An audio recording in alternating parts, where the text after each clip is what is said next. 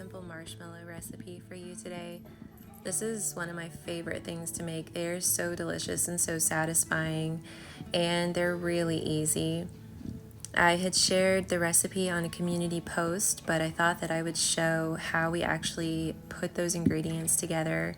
And we start by taking a half a cup of water and sprinkling our 1/4 of a cup of gelatin on top of it in our KitchenAid mixer.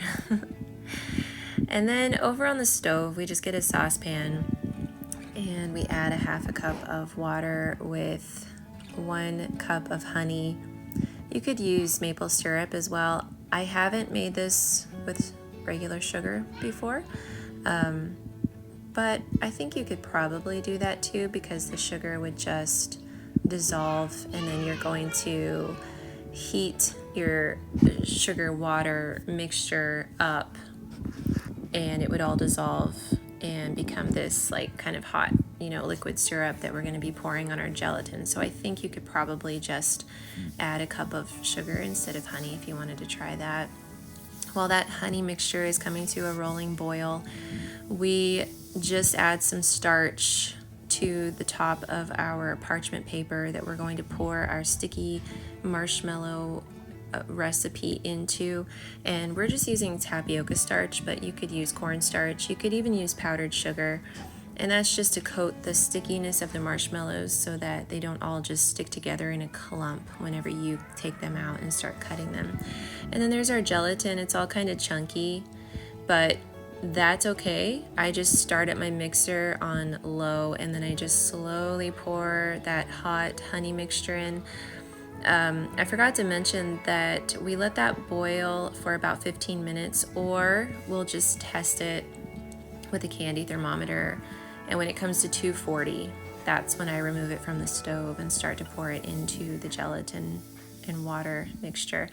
We added a little bit of vanilla because we just wanted some traditional marshmallows, but you could add peppermint as well. We've added some peppermint extract to this before, and we really like that. Something I've wanted to try is adding cocoa powder to make chocolate marshmallows. I don't see why that wouldn't work, and that sounds really good to me. I would probably just eat them and not put them in anything, just eat chocolate marshmallows, which I've never tried before, but maybe I will at some point. Once it cools, it's gonna start getting nice and fluffy as you get all that air mixed into it, and we just quickly pour it into our prepared pan and pop that into the fridge. When we did it this night, we really wanted to have some marshmallows and hot chocolate before supper, so we took it out after about an hour, but the longer you leave it in, the more set up and firm the marshmallows will be. So these were pretty soft, but that's okay. We're not picky. We just wanted to eat them. When you're cutting them, you can toss them in some starch. So either, arrowroot starch or tapioca starch or powdered sugar, and just make sure that all the sides are coated, and you could store them in a jar, and that'll keep them from just becoming one big sugary clump. But I've actually never stored them before, because typically when I make marshmallows, they go pretty quickly. And on this night, we didn't have any left over. We went ahead and just filled our mugs with those lovely soft decadent marshmallows, and then poured some creamy hot chocolate on top, and they were so delicious.